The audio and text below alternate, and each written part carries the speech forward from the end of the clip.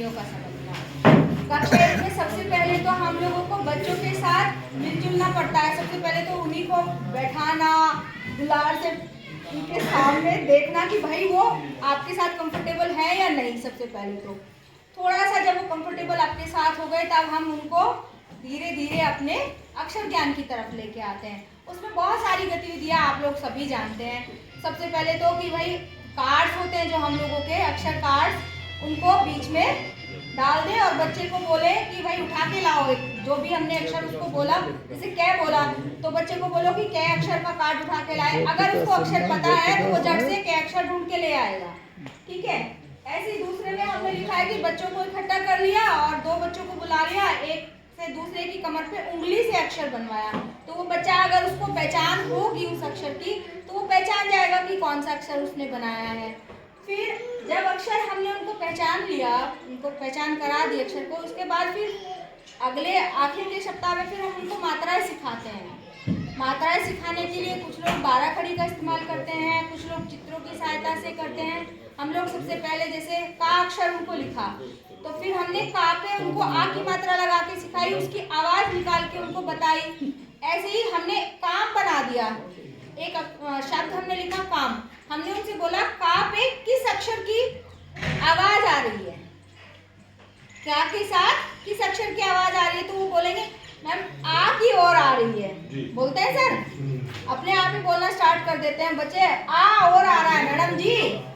तो वो बच्चों को वहां से अगर हम धीरे धीरे लेके चलेंगे तो वो बच्चे 12 खड़ी की सहायता से सीख जाते हैं जल्दी से।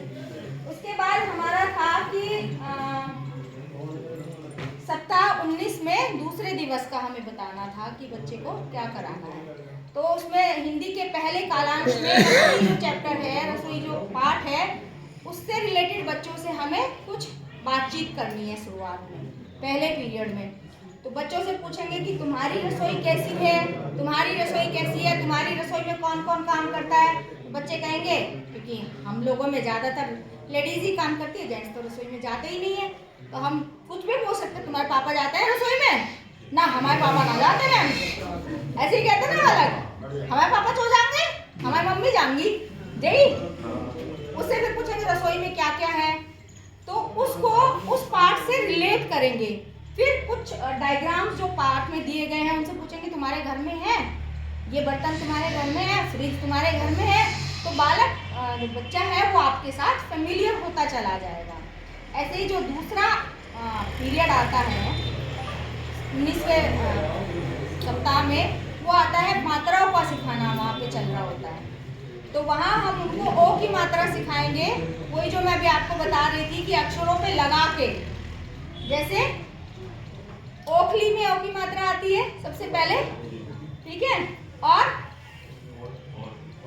सर कामचोर में आती है। मैं बच्चों को कामचोर सिखाती हूँ। ठीक है, चोर और कामचोर बहुत जल्दी सीखते हैं ओ की मात्रा। तो वहां से बच्चों को मात्राओं का ज्ञान देना स्टार्ट हो जाता है सर। फिर तीसरे सप्ताह में आता है रिमीडियल टीचिंग सर।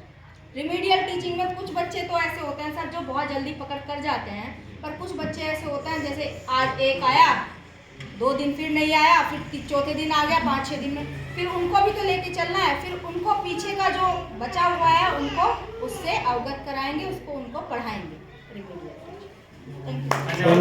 बहुत बढ़िया।